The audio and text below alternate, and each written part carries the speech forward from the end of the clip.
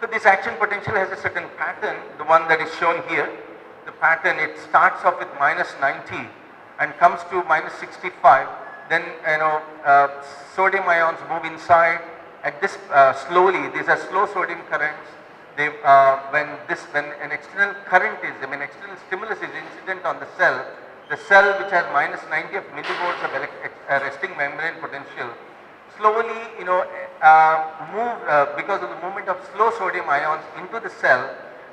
The negativity slowly reduces, positivity increases, and when it stumbles upon -65 approximately here, there is a sudden spike of a spike here because of fast sodium channels, sodium ions. So there's a certain pattern without going too deep into this understanding of the action potential. This electrical message is conveyed to the brain. The brain then analyzes the information and then sends a response.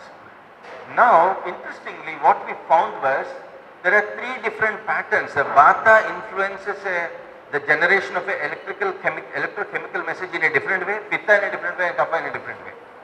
The same tissue, you see here, the threshold membrane potential across all the groups was -65, and the Vata currents had only -72. The resting membrane in Vata enhanced diet fed rash was -72, Pitta -90, Kapha -108, which means the difference between the resting membrane potential and the threshold membrane was successfully 7, 25 and 43. What it means is that when you apply when you give an external stimulus that is equivalent to say 53 millivolts, then the Vata tissues will give rise to 7 action potentials, which means the Vata tissues are responding 7 times more. Very empirically, the Pitta tissues are responding only twice because the difference is 25 here. Now, until unless the resting membrane potential reaches the threshold, the body doesn't generate an action potential. Anything below 25, the Pitta cells won't accept, but Vata cells, anything above 7, you give a small stimulus, they start producing an action potential. So, which means they are hyper excitable. They produce 7 action potentials here, Pitta only 2 and Kapha only 1. It's very interesting, I found, because the same tissue, if it accumulates Vata, it becomes hyper-excitable. When it accumulates Kapha, it becomes hypo-excitable. And next slide please. This is very interesting, friends. Why? Because Ayurveda characterizes Vata with a certain property called Chalatva. And again, applying Paniniya grammar principles, I don't want to go deep into that. But Chalatva not only means hypermobility, but it also means applying the principles of Kashakritsna grammar. It means hyper-excitable.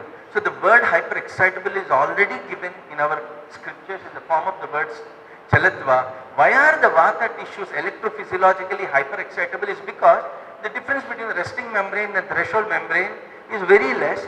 The Vata tissues are hyper-excitable. That's why you see Vata dominant people are fatigued. Why? Because at the end of, if a person is working 7 times more, he'll automatically spend more energy, isn't it? Now look at the Kapha systems electrophysiologically. The difference between the resting and the threshold is 43. So which we just mentioned that it requires, if you give a 50 millivolts of external current, the Kapha tissues will produce only 1 action potential. So Kapha systems are characterized electrophysiologically by a certain property called as sthira.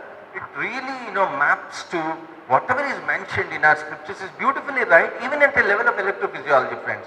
This is one of the first experiments that we did. We got beautiful results, and then we continued these we did models not only in experimental animals but also in cell cultures, and then generated a lot of data. Maybe I'll just take a small break if it is not interesting, or if you have any questions, I'll answer those questions in lieu of the time available for us. If it is okay, we'll continue for another 20 minutes. I'll finish this. Okay, all right. So why is it so important, friends? So why did our ancient scientists clearly map everything to Vata, Pitta, Kapha is something that is really interesting, because what we found was, I'll come to these 3 points later, but look at this an interesting study that we did. We created models of Vata, Pitta, Kapha in experimental animals, isolated the RBCs, red blood cells, and then quickly froze the hemoglobin produced from Vata, Pitta and Kapha respective diet-fed rats. What we found was in a Vata model, in a Vata enhanced diet-fed rats, the hemoglobin was in its primary conformational structure. In a Pitta, it was either in a tertiary or a quaternary conformational structure. In a Kapha diet-fed rat, the hemoglobin was the same protein hemoglobin was in a secondary conformational structure. Why is it so important is because the conformational structures relate to the properties of the protein. The protein is inactive in its primary form. In its tertiary and quaternary, it's highly active, and in its secondary structure, it is moderately active, friends. So that's why, if you do a blood test in an individual, if you find exactly the same amount of hemoglobin, you won't find the same levels of ferritin or, transferrin in each individual. Why? Because some people would have normal hemoglobin values, but they are very fatigued. Why? Because in such individual, if a Vata individual possibly has, if a person has Vata, excessive Vata, what will happen? Most of his hemoglobin is in a primary, unfolding structure, and most of it is inactive. You do a blood test, you find exactly the kind of, you wouldn't understand why this person is inactive or he's fatigued. This can be explained beautifully in these animal models, friends. So we did a lot of work again. We saw how the salt-induced kinase 1 induces three different ends up with three different actions. In one model we found it's salt-induced kinase, it influences hypertension in the Vata enhanced diet-fed rats. Another model we saw that in a Kapha model, it led to cardiac hypertrophy. In a Pitta model, it led to the synthesis of adrenal steroids. Friends, see the same molecule, the same genomic genetic expression, the leading to a protein synthesis leads to three different actions, friends. So just because you identify salt-induced kinase, you're not quite sure of what process it is triggering. That is why at every level of biological interaction, our rishis clearly mentioned that you need to understand the proportions of Vata, Pitta, Kapha, so that you understand what trajectory a certain biochemical reaction is taken. Next slide, please. I'll quickly, end my lecture by just trying to explain the glucose ergonomics, friends. See, we just mentioned that a Vata tissue is hyperexcitable, isn't it? And when an excitation, when an action potential is generated, what happens is the sodium ions move inside the cell, the potassium ions move outside the cell, chloride ion again move into the cell. Now at the end of this action potential, the ionic homeostasis is maintained by sending the sodium and chloride ions away outside of the cell and bringing back the potassium into the cell. And this happens by spending a certain ATP molecule. 4 ATP molecules are spent. Now apply this to Vata, Pitta, Kapha physiology. So in Vata we just mentioned, Vata is producing 7 action potentials in that particular experiment. 7 into 4, 28 ATP molecules are used by a Vata tissue for one external stimulus. In a Pitta model, the spent of energy is only 2 into 4, 8 ATP molecules are used up. In a Kapha only 1 molecule, 4 ATP molecules. So which means the Vata tissues are continuously using up your ATP, isn't it? The Pitta are moderately using and the Kapha are literally saving all the ATP molecules. So what it leads to is when you have Vata in a certain organ or in a certain person is Vata dominant systems are continuously using up your ATP, and from your 12th class physiology, 12th class knowledge of Krebs cycle, you all know that ATP is generated only from glucose, right? Now when there is excessive usage of ATP, the body demands more glucose to be absorbed into the cells, and hence the dependence of Vata subjects or Vata tissues on glucose is high. So the demand of glucose is high and hence the body needs more glucose and hence try to raise the threshold of blood glucose in certain individuals. That is why the American College of Physicians is right in explaining that they don't know which category of patients have actually required a higher levels of blood glucose, and here by applying this particular model into those individuals we can hypothesize that Vata models require more glucose. So if you try to reduce glucose, what happens? If you try to reduce glucose, you apply only American endocrinologists standards here and say no, you cannot allow it beyond 5.5, I am trying to reduce it. The body in Vata individuals will trigger a certain, in any individual for that matter, if there is high demand for glucose and you are not supplying it, the body will then activate a process called as gluconeogenesis. It produces glucose from other sources like fats and proteins. The gluconeogenesis first depletes all your polysaccharides, all your glycoproteins, all your polysaccharide storages. So first all the glycogen storages are depleted. Once they are depleted, then the body slowly starts wiping away your subcutaneous fat. Once the subcutaneous fat is gone, the body starts depleting your visceral fat. So, and what we confuse ourselves is that when you are given an individual who has high amounts of Vata with high blood glucose levels, you try to reduce his blood glucose levels, he ends up with ketone formation, number one, and you attribute this to diabetic ketoacidosis. Because your norms themselves are wrong, are not normated for this particular Vata physiology. If you don't understand Vata, if you don't understand the blood biochemistry in the light of Vata, Pitta, Kapha, you are absolutely doing a mistake and you are proactively killing a patient. That's what is happening today. That is why the Hunt study is pretty relevant here. The Hunt study says you cannot reduce your blood glucose, your cholesterol levels below a certain level, because they have seen that 90% of people who are in the age category of 40 to 60, and we all know what is that age leading to? It's leading to Vata dominance, isn't it? When there is Vata dominance, you need to feed patients with more fat and more glucose, is what Ayurvedic understanding is giving us, isn't it? In such individuals, they found when they applied this, when they gave statins to these individuals, they ended up with senile dementia. Why? Because now biochemistry people, or anyone who has done this organic chemistry thoroughly well, they will understand that what are statins doing in the body? The statins are actually, how is body producing energy from or producing more fats in the body, required fats, is by a certain process called beta oxidation. Beta oxidation produces LDL. Now, which means the carbon, LDL, the low density lipoproteins, how are these alpha, beta, gamma, delta numbered? The first carbon is alpha, the second carbon is beta, and gamma, delta, theta, omega and all. Now when you are blocking beta oxidation, which means the second carbon oxidation is blocked by a certain statin, what will the body do? Applying simple laws of organic chemistry, we should understand that either the body will sacrifice its alpha carbon or gamma carbon or omega carbon, or there will be a propensity of the body to push the body to for either alpha or gamma or omega carbon. If, for example, in a certain individual, if the alpha carbon is used up for producing a certain fat, which means where does alpha carbon occur or alpha oxidation of the LDL occur? It's in the liver.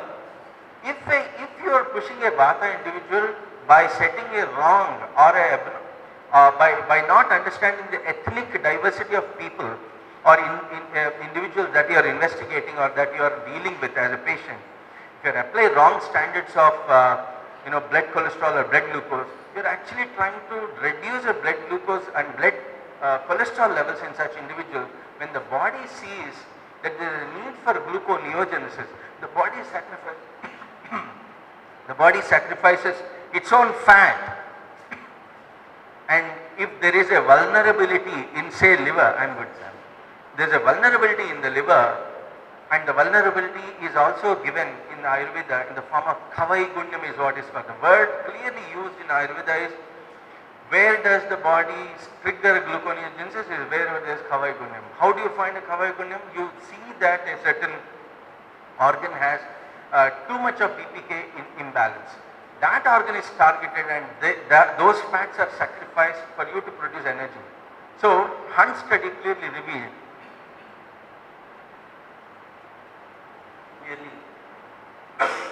revealed that they ended up with either liver failure or new form of heart failure occurred. Liver failure must have occurred when possibly alpha oxidation of LDL must have happened to produce more glucose. And if you end up with gamma oxidation, you end up with heart failure, because gamma oxidation predominantly is done with the help of the fat derived from the heart. Those statins which are supposed to be protecting the heart actually led to a new form of heart failure. And omega delta oxidation happens in the kidney, friends. Omega oxidation happens in the brain, and hence the Hunt study demonstrated that these individuals either suffered from senile dementia, early form of senile dementia, or early form of Parkinsonism, or Alzheimer's, or liver failure, kidney failure, and several other problems. So next slide, please. So now what we found in Pitta models is really interesting. I didn't explain it in detail, but what we found was Pitta cells produce almost similar action potentials in our electrophysiological studies as the control group of rats which were fed on normal diet. But the interesting thing is, Pitta aggravated diet is not a balanced diet. But the question was, how did a diet which is not balanced produce similar action potentials as opposed to those animals that were fed on a balanced diet? Was something very interesting that we investigated, and we found that Pitta aggravated animals had more of mitochondria, both in number and also in the activity of the mitochondrial systems. And what we found was there was more of alpha ketogluteric acid. Alpha ketogluteric acid is actually coming from the Krebs cycle. So there was the entire the cytoplasm is flooded with the alpha ketogluteric acid because there are more of leakage of alpha ketogluteric acid from the mitochondrial systems into the cytosol. So we hypothesized that Pitta systems were leading to hypermitochondrial activity. So what it means that their demand for glucose is also high. Alright, if you are dealing with a Vata Pitta person, you have to give him a lot of glucose. Otherwise, what you are actually positively damaging this person. Again, what will a hypermitochondrial activity person will do is, in the physiology, will trigger excessive glucose metabolism. They produce more ATP, isn't it? They produce more ATP. ATP is an energy form, right? So now you have more energy in that individual. So Pitta people are very energetic, alright? Again, the Alachaka, Sadhaka, Pachaka, Ranjaka, Bhrachaka, Pittas, they are all, when you look at what they are doing, beautifully explains that they are hypermitochondrial systems, literally, or the mitochondrial systems are producing enough ATP so that every other process in the body could be regulated. Now, what happens when there is excessive Pitta? The demand for, the substrate for mitochondria again is glucose. So the demand for glucose is high here too. If you are suppressing, if you don't understand the Pitta physiology at all, or if you don't want to accept as an American or allopathic physician the existence of a certain system called as the Pitta dominant system, then you are actually doing a gross mistake. Today iatrogenic causes of death, they even exceed the number of deaths caused by any other disease. Today, unfortunately, doctors are number one killers in the world. Why? Because we don't understand. See, the Western system has a certain bias against our own systems, number one. Because when we produced this data, NEGM didn't want to, American College of Circulatory Physiology didn't want to accept our paper. I said, all this is documented. No, we don't believe in Ayurveda. You don't have to believe, man. You look at the data. You come here and look at my investigations. Or I'll give you the method. You repeat this test. No, they didn't do this 20 years ago. Now they're slowly, trying to accept. But there's a sinister design there. I'll tell you later. why the Americans have put their WHO in India and what they want to do. I mean, now the American, of course, everything in WHO or UNO is literally guided by Americans. Even the war in Ukraine, unfortunately, is between two brothers instigated by these guys. And because we are very straightforward people, we fall into the trap of those Shekunis. They're rampantly designing they have their sinister master designs, and we all fall into the trap. But of course, luckily India has a lot of Dharmarajas. They look like they fall into the trap, but they ultimately win the war. So we have to win the war. What is happening in a Pitta mediated physiology, hypermitochondrial activity is leading to higher demand of glucose. If you don't give glucose, what will happen? The body will burn your tissues, it will burn your fats, it will burn the visceral fat, but produce ATP. So that's why Pitta people, they end up with more ATP. But another thing is, beautifully already incorporated in Ayurveda, what our rishis are saying, Pitta has one of the attributes of Pitta is Amla, isn't it?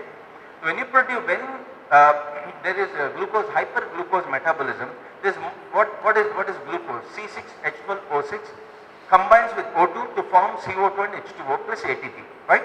Now CO2 and H2O, when their partial pressures increase inside the cell, they trigger the formation of carbonic anhydrase, and carbonic anhydrase combines CO2 plus H2O and carbonic acid is formed. Alright, carbonic acid is an acid for all practical sense purposes, and hence look how beautifully our ancients have already correlated. The correlational science is a part of data science, and I want everyone to look at this. Pitta is attributed by a property called as Amla. Why? Because of this correlation. Beautifully already said in our sciences, friends. And Kapha leads to hypoactivity of the tissue. So the lazy leukocyte syndrome, it cannot metabolize, but it is very sluggish.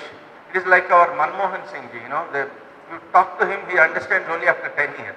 Anyway, that sluggishness, that's a Pitta, Kapha reactivity in the brains especially. You find that Manmohanized syndrome, which I call as, it leads to the sluggishness. And what is happening to metabolism? The metabolism is sluggish. So, and what we are doing, even here, we are actually doing a mistake by pushing with your metformins, your SLUT, agonists, and your glibenclamide, sulfonylureas. So all these are pushing glucose into the cell, but the cell doesn't want to function at all. It says it has kapha tattva. If you don't understand kapha tattva and just keep pushing the cell into the cell glucose, the glucose will actually increase. It will make the tissue very friable, and you still end up with diabetic complications. So these are just three important insights into glucose metabolism, friends. Our rishis have already documented 20 such insights in the form of pramehas. Vata prameha, 10 Vata prameha, 6 Pittaja pramehas and 4 Kaphaja pramehas, friends. So read those chapters, they're very beautifully mentioned. We are going to write a publication very soon on this.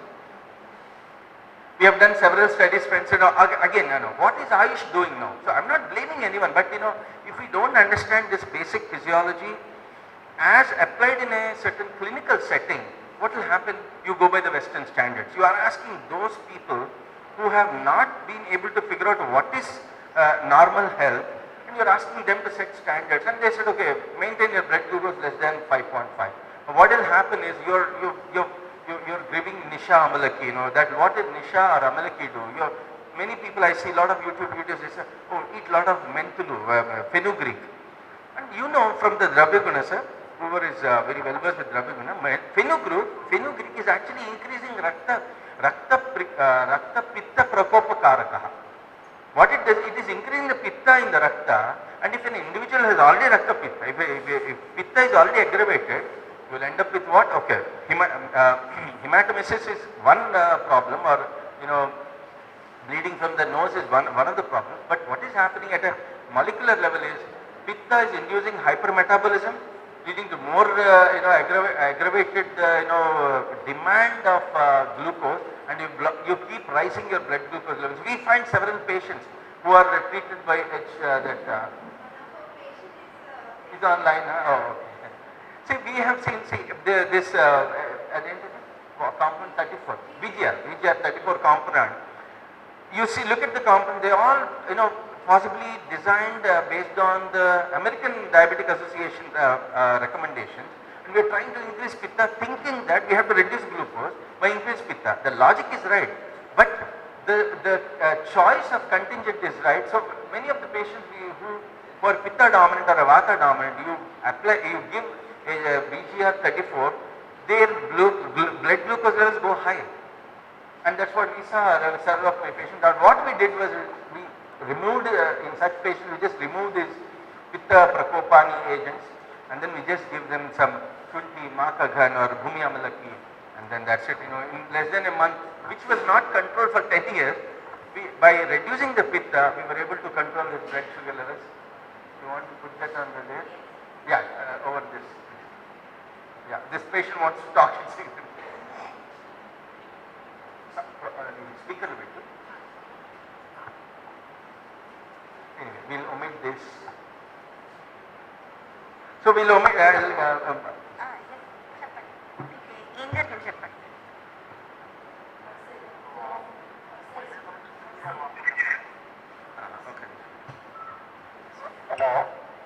చెప్పండి వింటున్నారండి. ఐదేళ్ళ నుంచి BGR వాడతాను, దానివల్ల నాకైతే ఏదైనా ప్రయోజనం లేదు. మళ్ళీ నేను సార్ గారు చెప్పినట్టు ఈ వాడిన నుంచి పూర్తి డౌన్ అయింది షుగర్, పూర్తి కంట్రోల్ ఉంది. Okay, thanks Andy. I don't know if many of you could make out, but the thing is, he used BGR for several years. The blood sugar didn't go low, it went up. Not just one or two patients, we have more than 5,000 patients that we were able to address applying these concepts, friends. That's what I wanted to impress upon. Several patients, next slide. Yeah. Thanks, Andy. He must be in a hurry, so he does. But we are publishing, we are trying to generating this document and then publishing. So, next slide, please. Next slide. Yeah, so what I wanted to say, friends, is that this science of Ayurveda is really very algorithmic. So your target is to map the proportions of Vata, Pitta, Kapha in individual organs. Detect these imbalances in individual organs and then appropriately map those foods that bring about a VPK balance, and what happens, the body automatically cures. So here we just wanted to show that if this is the end point, at this point you can arrive at applying data science through this pathway or through this pathway or again through this pathway. The end result could be the same, but the pathways that the body has actually traversed are different. This was developed in a certain patient using a certain advanced signal processing algorithm. We came up with models of Vata, Pitta, Kapha and tried to understand how the glucose ergonomics change in individuals, and then we came up with certain correlations of why you should not always reduce blood glucose levels.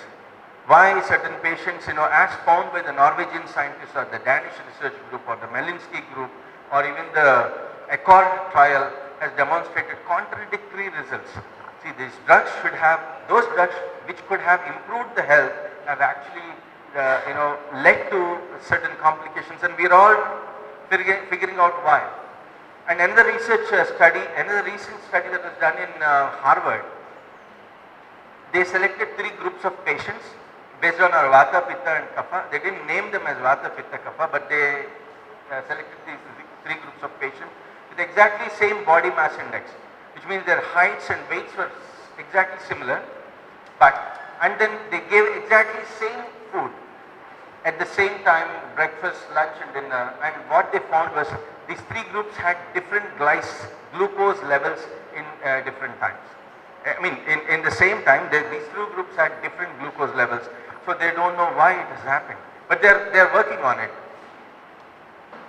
Anyway, friends, this is going to be again, very detailed. So we through our translational research, we were able to come up with more than 3,000 markers for VPK quantification. But I see that this is just the tip of the iceberg. This is just 1 or 2% of the research that has to be done. So I was able to do with whatever money I had. I put all my money into the research, because even now, I mean, just recently we got some confirmation from the government of India that they want to take this work forward. And you know what? Okay, for the youngsters and again for the faculty here, what we did was really interesting. That we created animal models of heart attack. We opened the chest and then in experimental rats cut off LAD, left anterior descending artery, and what it does is when you cut off an artery, then we do it simply by electrocautery. I mean cut off the LAD and in one group, in three groups. In the first group was treated with conventional medicine, I mean allopathic medicine, all the anti-anginals, adenosine and certain, based on the allopathic model.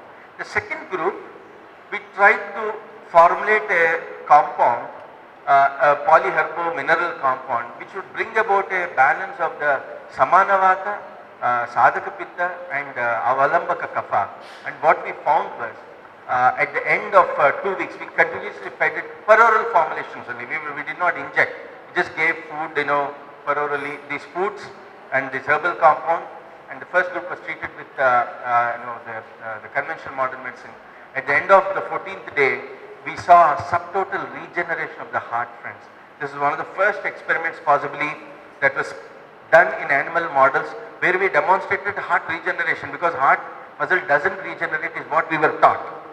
But we proved it otherwise, and this led to several other experiments where we did demonstrate how a kidney can regenerate.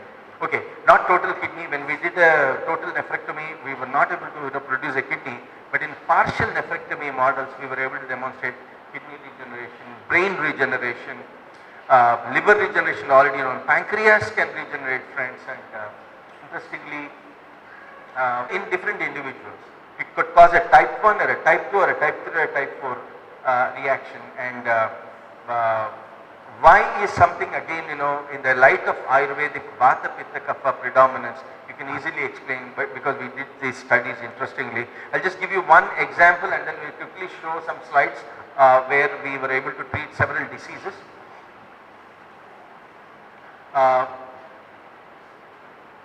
For example, what we found was when there is Vata aggravation, I just mentioned there is hyperexcitability. So when there is a hyperexcitability of the brain tissue, I'm trying to explain gastritis, simple problem like gastritis, and how if you read literature, ranitidine, you know why it is banned? Because ranitidine itself was causing 1.7% of heart attacks were caused by ranitidine, it seems. And Omaze right now is showing some connection to omeprazole. That's why they came up with pantoprazole, because it showed 7% of heart complications because of Omaze. 7% of the complications were led to heart attacks again, sudden cardiac death, not just heart attack, sudden cardiac death. Why is it happening is, it could be explained again in the light of Ayurveda, friends, the dosha physiology. If a certain individual say is tense, is tense, is anxious, his brain is in a state of Vata, for example, isn't it? When the brain has excessive Vata, the brain produces more signals. Then excessive signals from the brain, hyperexcitability of the brain, translates into production of a certain interleukin called interleukin 4 that leads to aggravation of histamine receptors, because of which histamine receptors would again communicate to the proton pump to produce more acid, and histamine receptors themselves could produce more acid in the blood. So that's why more acid in the stomach. So that's why anxious people, they end up with acidity, right? Is it what we all, this common knowledge and also scientific knowledge. Acidity could be either Vata mediated. When there is an excessive Pitta leading to acidity, we found proton pump activity, higher proton pump activity. And when there is a Kapha vitiation, it could lead to mucosal disruption. So if we don't understand what led to a certain simple condition called gastritis, you cannot treat. If a Pitta person who has predominant Pitta activity, you give a ranitidine kind of a, ranitidine is actually anti-H1 blocker. Even pharmacological drugs, if they are not properly mapped to your Vata Pitta Kapha, they could produce complications. That's what we're actually doing. In a proton pump, higher proton pump activity, you give a proton pump blocker. If there is an activity, excessive histamine activity, you give a H1 blocker, ranitidine, cimetidine, zanitidine, and compounds like that. If there is a kapha vitiation leading to acidity or hyperacidity or hypoacidity, you give a sucralfate or surfactants. This knowledge can even help allopathic doctors to actually prescribe the right kind of medicine. Because today that's a big problem now. As I said, iatrogenic causes of death are exceeding. They have dominated even the heart attacks. Now doctor is the main killer. That's what the data shows, unfortunately. So we mapped, all the literally, heart disease was something that we studied in great depth, and all these factors could lead to heart disease. So here I have explained the Vata factors, the Pitta factors, and the Kapha factors. Right? So today what we are doing, we are randomly picking up, we don't know what to do. We give all these factors, we give drugs to block all these, in individuals, leading to several other problems like, new drugs especially are poorly investigated, that's what I feel. And we could actually bring in this dosha dimension even into allopathy to take the allopathy to the next level. Several patients, friends, bear with me for 2 minutes, I'll be done. So, several patients were treated applying this knowledge. So what we routinely do is a nadi pariksha. Even questionnaire is not really very important for me because I have Dr. Vani possibly would vouch. I just do only nadi pariksha to my patients, assess the VPK proportions in an individual, and accordingly treat the patients. Look at this, because I'm a cardiac surgeon, several heart patients keep coming to me. On the left you find the angiogram of a person before the treatment. This is a Vata aggravated individual. We found RC was blocked. He had mild angina, class 2 angina. He was single vessel disease. The patient didn't prefer to get a stent inserted. So in a Vata, we gave Arjuna Kashaya and Arka predominantly. So we made, because Vata needs more of water soluble fractions.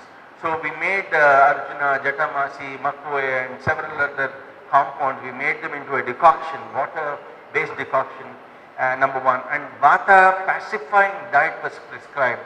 And Vata pacifying diet, for those who have just started your medicine, it is full of high levels of, fats, right?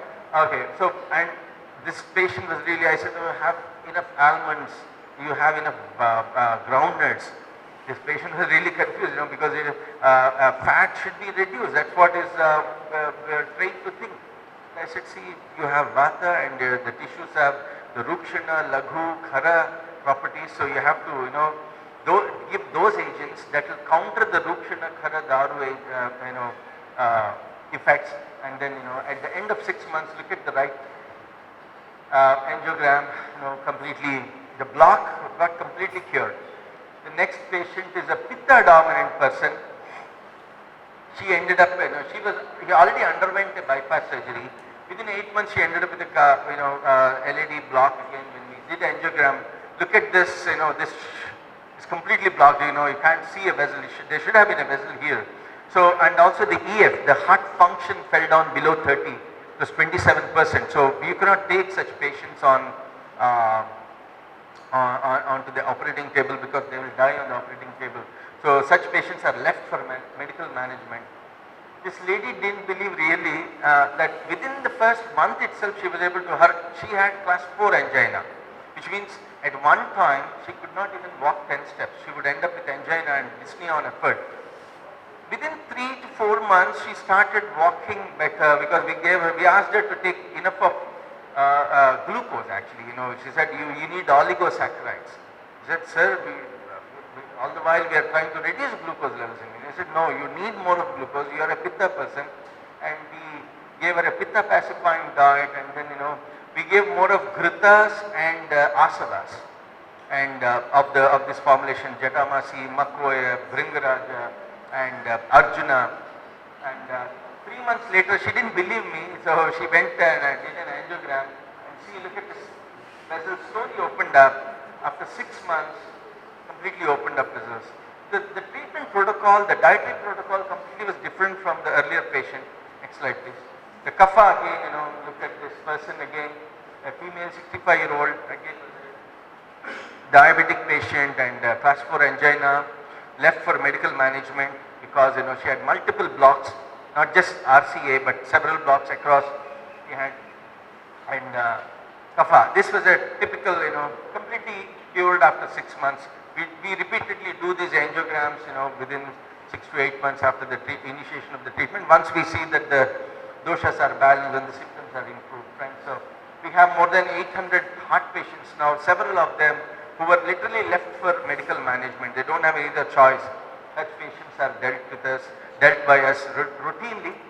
And this is a patient, not just once they saw the miracles happening in heart, several other patients, the skin diseases, diabetes kept coming. I never denied anyone. So look at this person with psoriasis. He had this kind of psoriasis, verrucous, all the 7 types of psoriasis that were actually documented in books we found in this person. He used to stink 100 meters, I used to know this guy came, when he was still on the street. Because, he suffered this kind of psoriasis all over the body, on the scalp, on the heart, on the chest, on the back, on the legs, everywhere, for 20 whole years.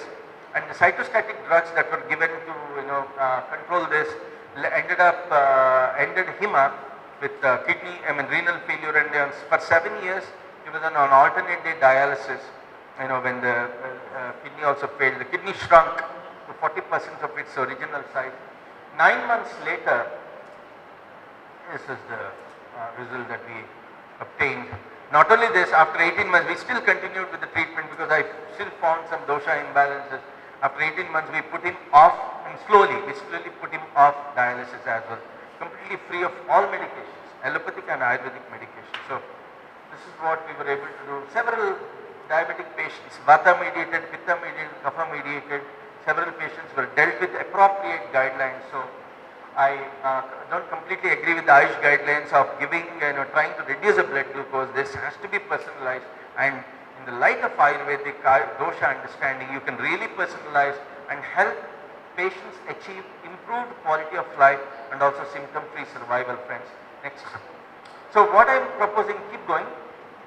What I am proposing is that, after treating several allergies, type 1 diabetes, autoimmune disorders, autism, and not that I can cure all diseases, but we have seen people who stuck to our routine. But even rheumatic heart disease, mitral valve annulus, less than 0.7 during COVID, especially when they had nothing else to do, and they ended up with severe dyspnea, class 4 dyspnea on effort. I had to give these formulations, these formulations are not standard formulations. You cannot just standardize, okay, heart disease, okay, give this formulation. You cannot do that. You have to personalize. So when we applied this, we were able to cure even rheumatic heart disease. The mitral valve annulus from 0.7 went back to 1.9, and his doctors, his own cardiologist said, Dr. Padmanabham from KIMS, he said, you don't need a surgery for the next 10 years. So that's how we were able to deal with primary pulmonary hypertension. So several diseases, friends, it is possible. So how do we present now Ayurveda? See, because it's a very, very algorithmic science, friends. As I mentioned earlier, so because many of my allopathic friends, they listen to me and they have expressed their interest to join me, which otherwise wouldn't have been possible, you were saying, right? You know why? Because I exactly know where the allopathic science is stuck now. I give them that solution for them at that particular point of time and talk their language. So then it will be accepted, friends, because this science should not be left like this. We have to talk, take a cue from Sushruta Maharshi, and he says, Tasmat Bahushrutam Shastram Vijaniya Chikitsakaha is what Sushruta Maharshi is asking us to do. So he is saying, friends, imbibe all the languages, all the cultures, all the sciences, Tasmat Bahushrutam Shastram, and translate this knowledge of Ayurveda into those languages.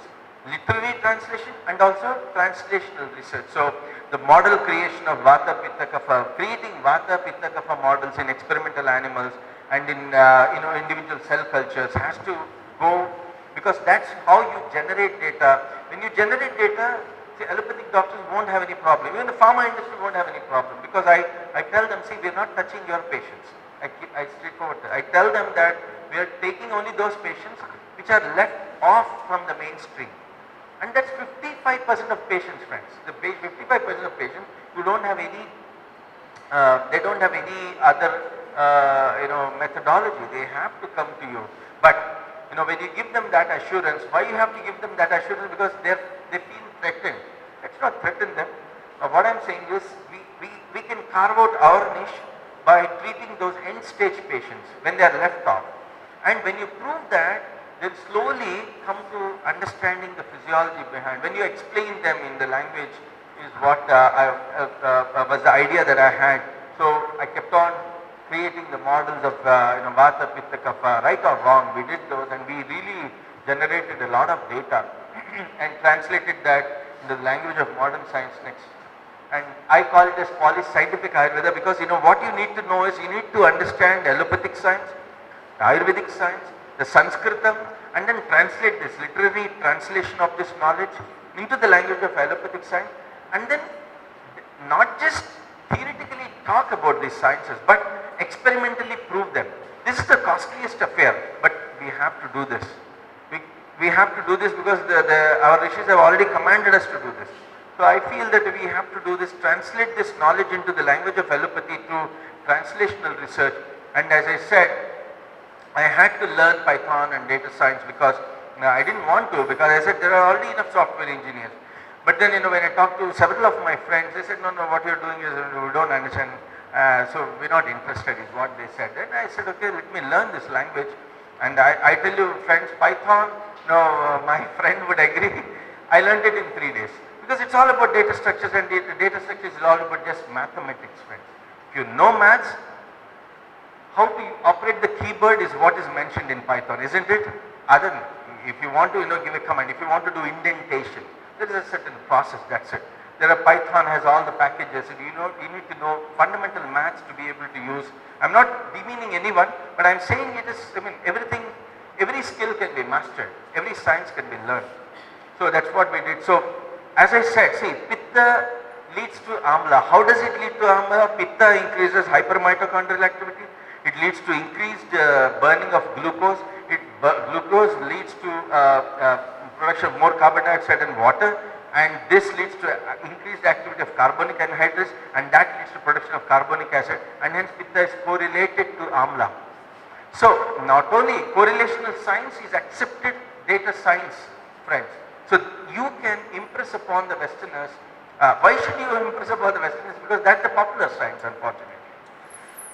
You want it or you don't want it, this is the popular science. Unless and until your Rhabwolfia serpentina becomes reserpine, it will not be accepted by an allopathic doctor. So we have to see, and their influence is very high. And moreover, it's a very structured science. It is not just random science picked up. The American Diabetic Association they all have come up with their standards based on certain numbers. Based on certain data. They have the data. If you tell American endocrinologist you are wrong, he'll say, no, you are wrong because I have data, he says. So now, by applying the VPK dimension, I'm able to say that you all are right. The American Diabetic Association and Endocrinologists Association possibly must have dealt with only kapha-based individuals. The American College of Physicians must have dealt with both kapha, pitta kapha patients. And American Gerontologists and American Veterans Affairs Association must have dealt with Vata, Pitta or Vata kind of individuals, and hence the guidelines are different, but they don't know why, in whom does it apply. We can give them that light, we can give them that direction is what I'm trying to say. That is a part of polyscientific Ayurveda. How do we present this science is, next slide please, through this polyscientific approach, Ayurvedic approach, because here you're not just an Ayurvedic scholar, but you need to be a Sanskrit scholar, then learn allopathic, have a proper allopathic doctor and allopathic understanding, conduct fundamental research, and translate this knowledge of allopathy, Ayurveda into allopathic through translational research, and then apply knowledge of data structures. Data structures is nothing but knowledge of statistics, friend. Oh, not just statistics, it is statistics, it is linear algebra, vector algebra, it's also science of integration, differentiation, how the molecules actually react, what is the propensity of molecules, can be correlated. I mean, how the correlational science is a part of this data science.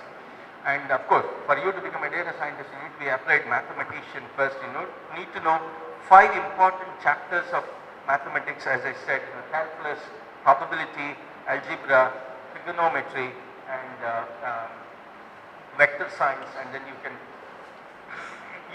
it's only when you know all this. What I am trying to say is all these sciences are already incorporated in Ayurveda. The only thing is you need to explain them in their language. So once you do this, if we are able to come up with this kind of setup, sir, I am sure that you can create really wonders. We are on the way to come up with certain variable, based on this. We'll see how it goes. But I'll come back with that technology 3 months later possibly. So next slide please. Next slide. Yeah, I mean, filing patents is not a big deal, friends. Once you come up with the discovery, once you come up with the innovation, the patent organization is there to patent, and several of my publications we withheld. I generated some of this data way back in 2005 and 2007, but we withheld this. Why? Because I know the sinister design of the Americans. They are very good at coming up with some mindfulness meditation when you can actually talk about dhyana. They won't talk your language, they'll convert that into some packageable language, and our people who are like, I would call them, naive, but in a very modest way, but they're stupid enough. When you talk about dhyana, which is given freely in India, they'll still buy these packages of mindfulness for $5,000. The insurance companies also will sponsor them.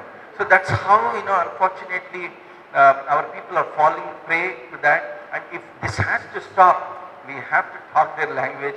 That's why I said I withheld several of my publications, but we are almost ready with what we want to do, and we are now publishing, several. I think we have about at least 129 publications that can go, and another 16 more patents that can come up. So we are publishing. We are on a war foot to publish all this. We are pretty much ready with all the data, with a curriculum to generate more and more doctors who can really cure diseases, friends. I'm claiming this, that we can cure diseases. We don't have to be afraid. What is a cure is, Ayurveda again gives a beautiful answer.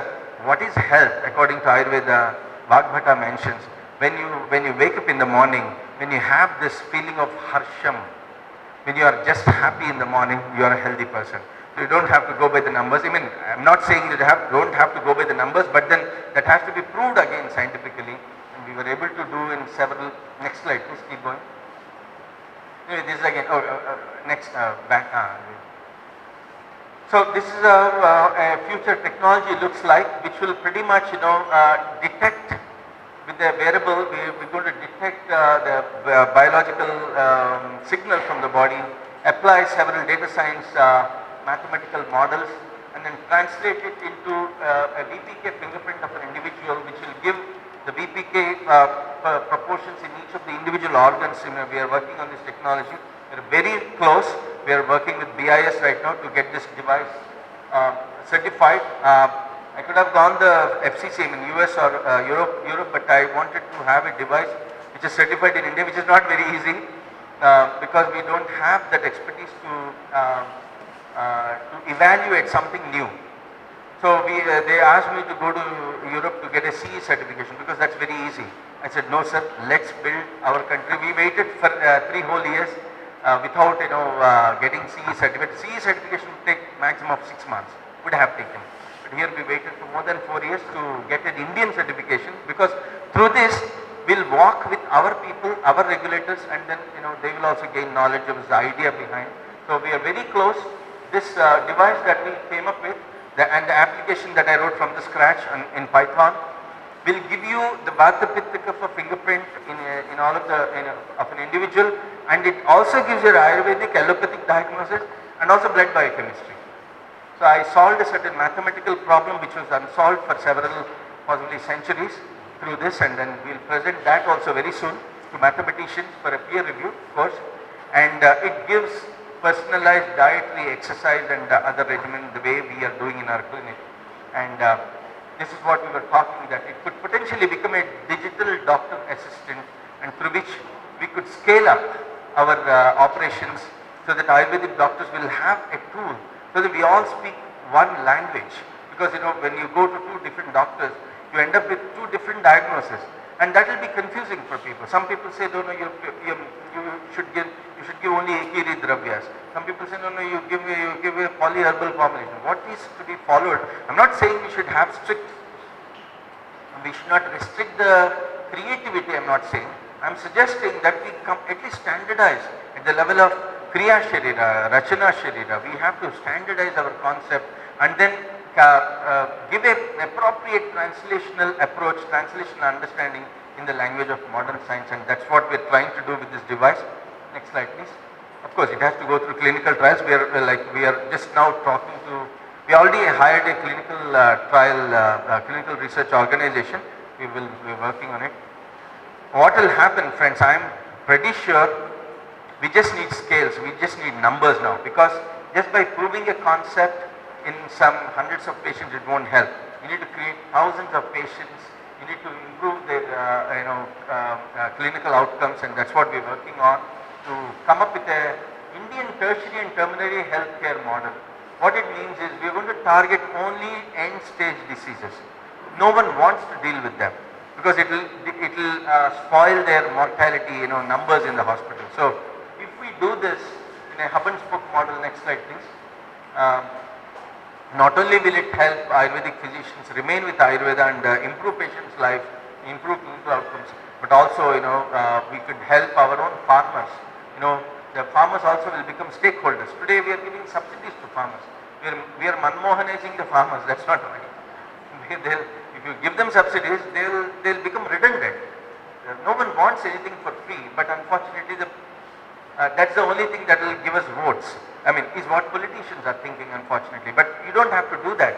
Through this model, I felt, when I talked to several ministers, several policy makers, I then later figured out that it should not be a government agency. We should have our own, we should create a non-governmental organization, either in the form of a private limited company, which will lead to sustainability, because you should show money ultimately, not only money, should make it sustainable is what I am trying to say. When you do that, everyone becomes a stakeholder in each other's health, and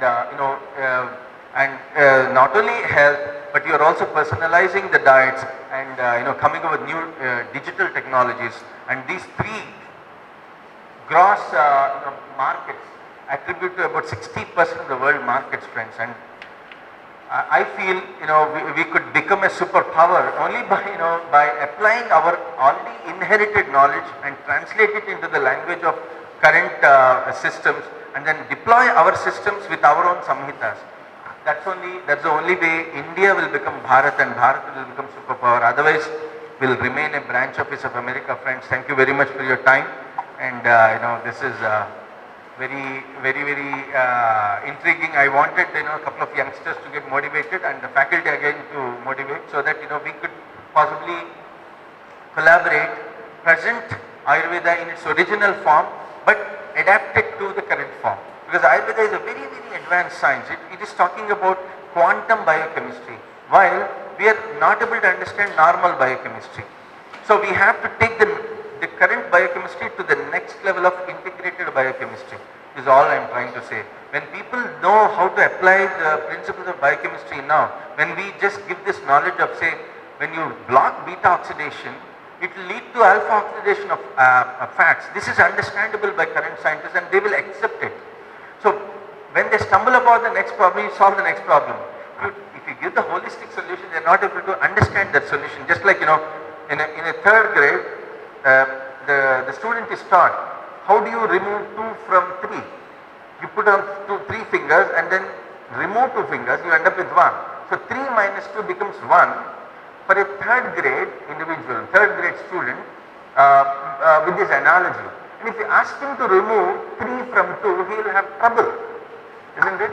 So similarly, from my understanding of both allopathy and Ayurveda, I feel that Ayurveda is very advanced. You are asking to remove 3 from 2 to an individual who doesn't know integers. So he'll have problems, friends. So we need to, next slide, keep going. We need to customize that. If we don't do this now, friends, very soon, 2030, McKinsey has already come up with a plan. 2030, India will become a 10 trillion economy, out of which Indians are going to spend $6.2 trillion only on NCDs, non-communicable diseases. And the McKinsey has already prepared a business plan in 2009, not last year or 2 years ago, to tap the market that is going to be available in India in 2030. They are 21 years ahead of thinking, friends. So we have to act now. Otherwise, what will happen is you'll earn 1 lakh rupees, 62,000 will be spent on health, 30,000 will be spent on fluid. You can enjoy the rest of the 8,000 rupees, friends. So you're essentially becoming a slave again. I'm really as a Bharatiya, I really see that this is, if we don't stop it now, this will happen, friends, and there will be no way of going back. We have to bring Ayurveda into the mainstream. Otherwise, health itself will eat the health of our people. Next slide, please. I see that this is the only way to present present to the world. Next slide. Keep going. Keep going. Yeah, as I said, all the standards are right, as I mentioned. All the standards are right. In the light of Vata, Pitta, Kapha, in the light of the dosha effects, if you don't understand this, you are essentially, negating them. Now it is, why is it happening is people are fighting Ayurveda versus allopathy. It is happening. When that you don't have to make it that way. Ayurveda really can contribute to the current allopathic community, allopathic science, by helping them understand that the dosha physiology itself is good enough for substantiating all other organizations. Next slide. Similarly, the cholesterol is also pretty much close for us. Next slide. More than next slide. Yeah. So huge. Next slide. Yeah, what we are proposing right now to the government, and maybe speaking from this podium to our principal, revered principal, is that, sir, we have come up with a 545 hours of lecture, a course for people to be able to communicate to. Allopathic doctors can communicate with Ayurvedic guys could communicate with allopathic doctors. So when you talk about Hrudaya, Hru, according to the Shatapada Brahmana, translates into Ahara. So Hrudaya, Hru is for Ahara. Ahara is what is coming to the heart, could be again translated into a certain concept called venous return. So Hrudaya means venous return, then the contraction of the heart. Ya means Yakrit, which means the blood flow in the arteries. So this holistic understanding could be standardized to a greater extent, and each of these professionals could talk to each other, and we could make people work together, instead of the current scenario is that people are working against each other. Ayurveda doesn't, and not that Ayurveda people don't want to work with allopathy, but the allopathy doctors don't want to work with Ayurveda. So we should create, I feel very strongly that we should create a science which will really bridge the gap between understanding of these people. When you're talking about electrophysiology, talk about Vata electrophysiology, Pitta electrophysiology, Kapha electrophysiology, publish them, standardize them, and then help people understand how this will help you understand your own diabetes or your own cholesterol problem.